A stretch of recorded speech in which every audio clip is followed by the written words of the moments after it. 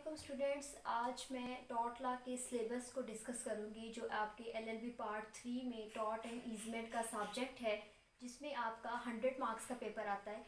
20 marks के paper में आपका ईजमेंट एक्ट आता है, उसमें से एक सवाल आपने करना होता है। टोटली 2 क्वेश्चन एग्जामिनर पूछता है। और जो टॉट लॉ वाला पोर्शन होता है उसमें से आपने 4 सवाल अटैम्प्ट करने होते हैं, यानी कि 80 मार्क्स आपने वहाँ से सिक्योर करने होते हैं। तो टॉट लॉ की सारी डिटेल वीडियोस हमारी मौजूद है, लेकिन हमने इसके सिलेबस को डिस्कस नहीं किया था। सबसे पहले इसके सिलेबस को आपने देखना है कि किन किन टॉपिक्स पे हमने पढ़ना है, किन किन टॉपिक्स को हमने तैयार करना है, पेपर के हवाले से कौन कौन से टॉपिक्स इंपॉर्टेंट है, और फिर आपने डिटेल वीडियोस की तरफ जाना है, फिर पास पेपर्स वगैरह डिस्कस करने हैं। तो आपका ये पेपर 80 मार्क्स का तैयार हो जाएगा। स्टार्ट करते हैं। तो आपका जो एलएलबी पार्ट 3 है उसका टॉट एंड ईजमेंट वाले पोर्शन में आपका टॉट लॉ का फॉलोइंग 16 हेडिंग्स के साथ, 16 टॉपिक्स के साथ आपका ये सिलेबस है इसका टोटली। इसमें आप देखें तो सबसे पहली चीज़ जो है हमारी डेफिनेशन ऑफ टॉट की है। Definition of taught particularly separate वो क्वेश्चन नहीं पूछता, बल्कि जो बाकी सारे टॉपिक्स हैं उनके साथ मिला के वो पूछता है। यानी कि वो कह सकता है एग्जामिनर कि आप टॉट को डिफाइन करें और साथ में टॉट के एसेंशियल्स लिखें, ठीक है। फिर वो कह सकता है कि आप टॉट को डिफाइन करें और साथ में डिफरेंस बताएं टॉट का क्राइम के साथ, टॉट का कॉन्ट्रैक्ट के साथ। वो कह सकता है डेफिनेशन बताएं टॉट की और साथ में डेफामेशन का केस एक्सप्लेन करें। वो कह सकता है कि आप डिफाइन करें टॉट को, साथ में नेग्लिजेंस बताएं कि नेग्लिजेंस क्या है, उसके एसेंशियल्स क्या है, उसमें कॉन्ट्रीब्यूटिव नेग्लिजेंस है, एक्सेट्रा। तो डेफिनेशन ऑफ टॉट ये है कि आपने मस्ट इसको प्रिपेयर करना है, इसके बगैर आपका टॉट लॉ वाला पेपर नहीं हो सकता। उसके बाद आगे मूव करते हैं। तो आपने यहाँ पे देखना है डेफिनेशन ऑफ टॉट में आपने 2 चीज़ें याद रखनी है। एक आपने सेलमेंट की डेफिनेशन याद रखनी है और एक आपने विनफील्ड की डेफिनेशन याद रखनी है। इन दोनों की डेफिनेशन जो है वो आपस में क्रॉस में है। सेलमेंट जो है, सेलमेंट का ये पॉइंट ऑफ व्यू, वैसे हमने डिटेल में इसको पढ़ा हुआ, लेकिन एक ओवरऑल आपको व्यू दे दूं। सेलमेंट का ये पॉइंट ऑफ व्यू है कि जो पर्टिकुलर एरिया है, सेलमेंट ये कहता है कि एक पर्टिकुलर एरिया ही टॉट कहलाता है। पर्टिकुलर एरिया में जितनी चीज़ें फिक्स कर दी गई हैं वही टॉट में आएंगी। यानी कि सेलमेंट ने अपनी थ्योरी में कहा कि मैंने कुछ क्राइम्स बता दी हैं, कुछ माइनर क्राइम्स बता दी हैं, जिनमें न्यूजेंस है, नेग्लिजेंस है, ट्रेसपास है, असॉल्ट है, बैटरी है, फॉल्स इम्प्रिजनमेंट है, डेफामेशन है। तो फिर वो कहता है कि अगर इन तमाम से रिलेटेड आपका कोई भी माइनर क्राइम है तो वो आपका टॉट में आएगा। इससे अगेंस्ट अगर कोई भी चीज़ आती है जो आपके पर्टिकुलर अरीना में फॉल नहीं कर रही तो उसे हम टॉट नहीं कहेंगे। इसके क्रॉस में जो विनफील्ड है, विनफील्ड ये कहता है कि हर वो चीज़ जो पब्लिक एट लार्ज के कन्वीनियंस को, पब्लिक एट लार्ज के जो पीस है, सेफ्टी है, उसको डिस्टर्ब करती है, उसे हम टॉट कहते हैं। ये चीज़ मैटर नहीं करती कि वो पर्टिकुलर अरीना में फॉल करेगी या नहीं करेगी। अगर वो आपके पब्लिक पीस को डैमेज काज कर रही है, आपका इनकन्वीनियंस काज कर रही है, it will be a taught, क्योंकि उसके लिए पर्टिकुलर कोई लॉ मौजूद नहीं है, वो क्राइम में फॉल नहीं कर रहा, पीपीसी के एरिया में नहीं आ रहा, तो वो हम टॉट ही कंसीडर करेंगे। कि सोसाइटी टू सोसाइटी जो है आपके जो टॉट्स हैं, लोगों को डिस्टर्ब करने के जो तरीके हैं वो बदलते रहते हैं। तो सोसाइटी के साथ साथ हमें फिक्स नहीं करना चाहिए, टॉट की डेफिनेशन को कन्फाइन नहीं करना चाहिए। जैसे जैसे सोसाइटी के साथ लोग डिफरेंट तरीके लेकर आएंगे, उसी तरह हम टॉट को भी बहुत ज़्यादा इलेबोरेट करते जाएंगे, ज़्यादा वाइडर करते जाएंगे। तो ये दोनों की डेफिनेशन है। सेलमेंट कहता है कन्फाइंड है और विनफील्ड कहता है कि ब्रॉडर टर्म है टॉट की। इन दोनों को आपने जरूर याद रखना है। उसके बाद आपका सेकंड पोर्शन आता है डिफरेंस बताएं टॉट और क्राइम में और टॉट और ब्रीच ऑफ कॉन्ट्रैक्ट में। ये भी एक बहुत ही इंपॉर्टेंट क्वेश्चन है। इसमें ये भी तकरीबन आपके हर पेपर में ज़रूर आता है। टॉट और क्राइम में डिफरेंट करें और टॉट और ब्रीच ऑफ कॉन्ट्रैक्ट में करें। इसमें आपने एक चीज़ याद रखनी है कि टॉट क्राइम नहीं है।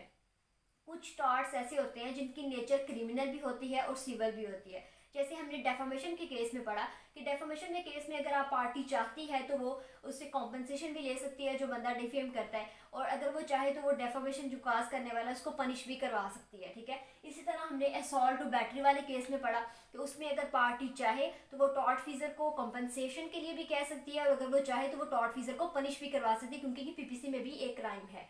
उसके बाद फिर इसमें डिफरेंट और क्राइम्स भी ऐसे आते हैं जो कि जिनकी नेचर दोनों में फॉल करती है। तो वो डिपेंड करता है पार्टीज के ऊपर, एग्रीव्ड पार्टी के ऊपर, जिसके ऊपर जुल्म हुआ है, जिसके ऊपर तशद्दुद हुआ है, नाइंसाफ़ी हुई है, कि वो किस तरफ जा रही है। वो सिविल कोर्ट्स में लेकर जाती है केस अपना या क्रिमिनल कोर्ट्स में ले जाती है, depending upon the nature of the offence. उसके बाद फिर आप देखें थर्ड वाला हमारा है एसेंशियल्स ऑफ टॉट। ये भी बहुत इंपॉर्टेंट क्वेश्चन है। अगर आपने टॉट को समझना है, you have to prepare these following 3 question must, क्योंकि आपकी डेफिनेशन आपकी क्लियर नहीं है तो आप कोई भी टॉट को एलेबोरेट नहीं कर सकेंगे। ये भी एक छोटी सारी ट्रिक है। अगर आपका डेफामेशन पे सवाल आता है फॉर एग्जांपल, या फॉल्स इम्प्रिजनमेंट पे आता है, न्यूजेस पे आता है, नेग्लिजेंस पे आता है, अगर आपको बेसिकली टॉट की डेफिनेशन पता होगी तो आप थोड़ा बहुत उसके हैंडल कर लेंगे, क्योंकि उसकी डेफिनेशन, उसके एसेंशियल्स आप खुद निकाल लेंगे। डेफॉर्मेशन है उसकी आपको पता होगा कि अगर ये टॉट है तो उसमें 3 मेजर एसेंशियल्स जो हैं जो टॉट के हमने पढ़े हैं वो तो मस्ट इसमें मौजूद होंगे। उसमें आपके 3 एसेंशियल आते हैं। सबसे पहले आप आता है कि जो भी चीज़ है उसकी एक लीगल रेमेडी मौजूद होनी चाहिए लॉ में, उसमें एक लीगल इंजरी होनी चाहिए, ऐसी इंजरी जिसे लॉ जो है रिकॉग्नाइज करता है, और उसमें आपका एक लीगल रॉन्ग होना चाहिए, यानी कि ऐसा गलत काम जिसके अंदर आपको इंजरी हो, किसी पार्टी को नुकसान हो, ऐसा नुकसान जिसे लॉ रिकॉग्नाइज भी करता है, आपका कोई लीगल राइट इन्फ्रिंज हो और उसके लिए लॉ आपको बेनिफिट भी देता हो, लॉ आपको प्रोटेक्ट भी करता हो, यानी कि रेमेडी की सूरत में आपके पास एक कॉम्पनसेशन मौजूद हो। ये 3 चीज़ें पूरी होंगी तो फिर आप कहेंगे जो टॉट है वो कॉन्स्टिट्यूट हो गया। तो फिर इसमें ट्रिक ही होगी, अगर आपको पता होगा डेफिनेशन टॉट की क्या है, आपको पता होगा एसेंशियल्स टॉट के क्या है, तो आपके पास कोई भी टॉट आ जाएगा, क्योंकि नीचे जितने भी है ये सारे टॉट्स हैं ना। फॉल्स इम्प्रिजनमेंट आपका टॉट है, न्यूजेस टॉट है, नेग्लिजेंस टॉट है, सॉल्ट बैटरी आपका टॉट है, फ्रॉड मिस रिप्रेजेंटेशन टॉट है, मेलिशियस प्रोसिक्यूशन एक टॉट है। तो आपको पता होगा हमने कोई भी टॉट को एलेबोरेट करना है उसके अंदर 3 एसेंशियल जरूर पूरे होंगे, तो आप उसमें से खुद निकाल लेंगे लीगल रेमेडी डेफॉर्मेशन में क्या होगी। अगर बात आप पनिश अगले को करवा सकते हैं, आप उससे कॉम्पनसेशन अवार्ड ले सकते हैं। लीगल इंजरी क्या होगी, उस पार्टी को जो उसका जो शोहरत है, उसका जो फेम है, उसको नुकसान पहुंचाएगा, उसकी रेपुटेशन को हार्म किया गया है, आप उसमें से भी चीज़ें निकालेंगे। इसलिए एसेंशियल्स का पता होना बहुत ज़्यादा जरूरी है अगर आप टॉट पेपर में अपीयर हो रहे हैं। उसके बाद 4th वाला पर्सन आता है पर्सनल डिसेबिलिटीज़ के नाम पे। आपका सिलेबस में एक टर्म होगी पर्सनल डिसेबिलिटीज़, तो इसको आपने देख के कंफ्यूज नहीं होना। ये टोटली वही सवाल है जो हमने कैपेसिटी टू सू का इनकैपेसिटी टू बी सूड पे हमने किया था, यानी कि पर्सनल डिसेबिलिटी से मुराद ये होता है कि ऐसे कौन से पर्सन है जो कि अहल हैं टॉट से रिलेटेड, जो कि अगर उनके साथ कोई टॉट हुआ है तो वो कोई केस फाइल कर सकते हैं या कोई कॉम्पनसेशन वगैरह ले सकते हैं। इन तमाम मामला से रिलेटेड आपका ये सवाल होता है। कैपेसिटी किस किस की है, यानी कि एबिलिटी किस किस की है, कौन कौन पर्सन कोर्ट में जा सकता है, अपना केस फाइल कर सकते हैं अगर उसके साथ कोई नुकसान हुआ है, तो ये भी डिटेल में हमने पढ़ा था। या किस किस को हम सू कर सकते हैं, तो इसमें हमने पढ़ा था माइनर है अगर कोई, तो माइनर टॉट के मामले में जा सकता है कोर्ट में अपने गार्डियन के थ्रू। इसी तरह हम माइनर को सू भी कर सकते हैं उसके गार्डियन के थ्रू। फिर इस तरह हमने कंपनीज वगैरह को पढ़ा, फॉरेन इन्वेस्टर्स को पढ़ा, जो कॉन्विक्ट्स होते हैं जिनको कोई सज़ा दी गई है या उनको कोई सज़ा अवार्ड की गई है या उनका ट्रायल वगैरह चल रहा है, या वो जो बैंकरप्ट हैं, इंसॉल्वेंट हैं, जिनका दिवालिया हो चुका है, वो कोई भी टॉट में सू कर सकते हैं, क्योंकि लीगल राइट्स सबके इन्फ्रिंज अगर होंगे तो वो लॉ उन्हें प्रोटेक्ट करता है। तो ये डिटेल हमने पढ़ा था। इसमें आपने कैपेसिटी टू सू, यानी कि कौन पर्सन है जो कैपेबल है कि वो सू कर सके किसी पार्टी को, केस में अंदर लेकर आ सके, उसे कोर्ट में लेकर जा चैलेंज कर सके उसके एक्ट को, एंड कौन सी पार्टी से जिनको सू किया जा सकता है, जिनके खिलाफ हम केस फाइल कर सकते हैं। उसके बाद फिर आपका 5वां सवाल आता है डिस्चार्ज ऑफ टॉट में, तो इसको भी आपने देख के कंफ्यूज नहीं होना, उसके ऊपर भी हमने डिटेल में पढ़ा था। डिस्चार्ज ऑफ टॉट बेसिकली होता है कि ऐसी कौन सी कंडीशंस हैं, ऐसे कौन से सर्कमस्टांसेस हैं जिनके अंदर अगर कोई पार्टी ने आपके खिलाफ कोई एक्शन किया है, यानी कि मुझे किसी ने को पत्थर मारा है, मुझे किसी ने को स्लैप मारा है, इस सब चीज़ों में आपने केस फाइल आपका बनता है, केस आपका टॉट वाला केस बनता है, लेकिन फिर भी आप कोर्ट में नहीं जा सकते, यानी कि डिस्चार्ज हो गया, टॉट बिल्कुल खत्म हो गया। किन केसेस में, इसमें फिर हमने डिफरेंट टर्म्स पढ़ी थी। अगर आपका लिमिटेशन पीरियड एक्सीड कर गया, यानी कि आप किसी भी टॉट वाले क्राइम में यूजुअली जो लिमिट बताई गई है, अगर फॉर एग्जांपल 3 महीने की है, 4 महीने की है, 2 साल की है, जो फिक्स की गई लिमिटेशन एक्ट जो है 1908 का, उसमें अगर आपका फलां वाला केस है उसमें आप इतने दुरानिये में आ सकते हैं कोर्ट में, कोर्ट आपको कॉम्पनसेट करेगी। लेकिन अगर आपका वो लिमिटेशन पीरियड ही एक्सीड कर गया है, अब आज मुझे मेरे साथ को बंदा टॉट करता है, मुझे मेलिशियस से प्रोसिक्यूट करता है और 6-7 साल बाद मैं कोर्ट में जा रही हूँ कि फला बंदे के खिलाफ ट्रायल चले, तो ऐसा नहीं हो सकता। आपका जो टाइम पीरियड है वो लैप्स कर जाता है टाइम, और कोर्ट आपको कंपनसेशन या रेमेडी अवेल नहीं करने देती, तो लिमिटेशन पीरियड आ जाता है। इस कंडीशन में आपका जो टॉट है वो डिस्चार्ज हो जाता है। इसी तरह फिर आपका जो जजमेंट है, अगर आपने पहले कोई केस वगैरह फाइल किया है, उसमें कोई जजमेंट आ गई, आप दोबारा उसी पर्सन को घसीट रहे हैं फिर से दोबारा नए केस में, ऐसा नहीं हो सकता, क्योंकि उस पर्सन में उसको पनिश हो गई है, उसको क्विट कर दिया गया, आप दोबारा उस पर्सन के खिलाफ कोई भी केस फाइल नहीं कर सकते। फिर इसी तरह डिफरेंट हमें पड़ा था, अगर वेवर वाला केस हो गया है, यानी कि जिस पार्टी ने आपके खिलाफ केस आपके खिलाफ टॉट किया है, वो आप उस पार्टी को ही माफ़ कर देते हैं कि छोड़ो, इग्नोर कर देते हैं, तो इस सिलसिले में भी आपका जो टॉट है वो डिस्चार्ज हो जाएगा। उसके बाद फिर हमें 6 वाला पोर्शन है हमारा एक्सेप्शंस टू टॉट में। एक्सेप्शंस टू टॉट क्या होता है, हमारा डिफेंसेस में ही आता है, ये मैंने एरो शुरू किया हुआ है डिफेंसेस में, यानी कि ऐसे कौन से केसेस हैं जिसके अंदर अगर कोई पर्सन आपके खिलाफ टॉट करता है फिर भी उसको पनिश नहीं होती, क्योंकि वो कोई डिफेंस ले जाता है।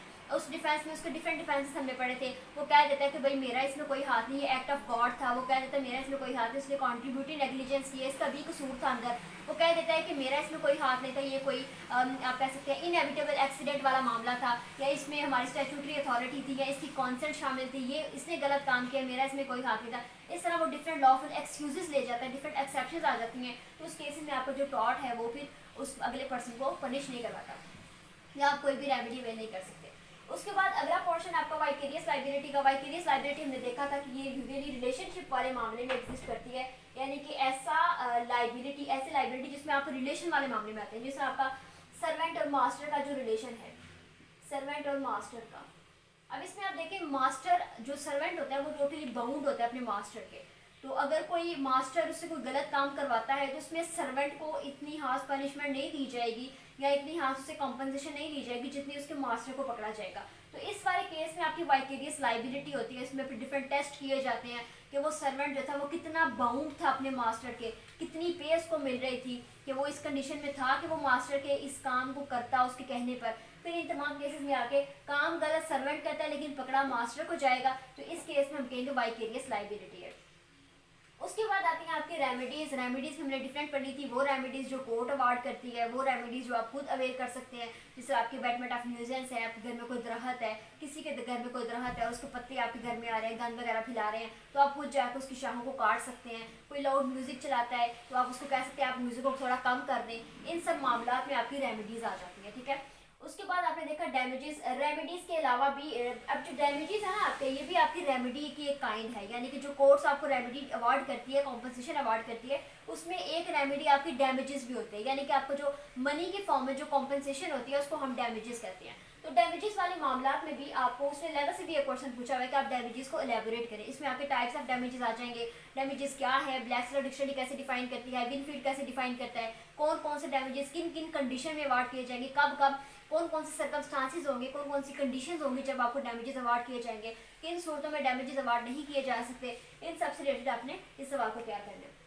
उसके बाद डिफेंसेस आ गया। उसके बाद आपने देखा डेफॉर्मेशन वाला सवाल है जो कि बहुत ज़्यादा इंपॉर्टेंट है। डेफॉर्मेशन में आपको पहले इसको डिफाइन करना है, हमें बताना है कौन कौन सी तरह की डेफॉर्मेशन होती है। इसमें आप देखिए आपने लाइबल और स्लैंडर को हमने पढ़ा था। लाइबल आपने इस तरह से याद रखना है कि लेबल वर्ड से, लेबल कुछ चीज़ होती है यानी कि लिखी हुई, लेबल कर दी जाती है, पेस्ट की जाती है दीवारों पर। तो लेबल होता है अगर कोई बंदा आपको क्या कहते हैं लिख के कोई चीज़ डिफेम करता है, कोई पब्लिकेशन कर देता है, न्यूज़पेपर में कोई चीज़ आपके खिलाफ लिखते लगा देते हैं, इसे हम लाइबल कहते हैं। इसी तरह स्लैंडर जो है ये ओरल किस्म की डेफॉर्मेशन है, कोई बंदा बोल के आपके खिलाफ गलत कमेंट्स पास करता है जो कि झूठे हैं, जिनका सच से कोई ताल्लुक नहीं है, तो उसे हम स्लैंडर कहते हैं। फिर आपने डिफेंसेस बताने हैं। डेफॉर्मेशन वाले केस में वो डिफेंसेस भी टोटली उन्हीं में से रिलेटेड होते हैं कि आपके मेरे पास स्टैट्यूटरी अथॉरिटी है इसलिए भी मैंने इसकी डेफॉर्मेशन की है, या ये बात सच्ची थी वाकई इसलिए काम किया तो इसलिए आप डेफॉर्मेशन पास कर रहे हैं।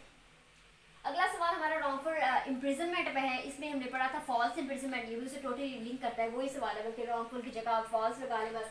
इसका मतलब ये है कि अगर कोई इंसान आपको गलत तरीके से इम्प्रिजनमेंट में ले आए, यानी कि आप बिल्कुल आपने कोई काम नहीं किया गलत, लेकिन कोई इंसान गलत तरीके से आपको पकड़े और आपको कैद में रखे थोड़ी देर के लिए, एक हफ्ते के लिए लॉन्गफुल डिटेन करे, आपकी लिबर्टी पर रेस्ट्रेंट काज करे, आपकी जो आज़ादी है उसके ऊपर वो बाउंड कर दे, रेस्ट्रिक्शंस लगा दे, उससे आपको स्टॉप कर दे आपके इंजॉयमेंट को, जिसको हम कहते हैं कि उसने रॉन्गफुल इम्प्रिजनमेंट काज किया। उसके बाद फिर आप देखिए नेग्लिजेंस और कॉन्ट्रीब्यूटरी नेग्लिजेंस वाला मामला है। नेग्लिजेंस आपको पता है आपकी कोई लॉफुल ड्यूटी है और कोई इंसान उसे पूरा नहीं कर रहा तो वो नेग्लिजेंस होगी।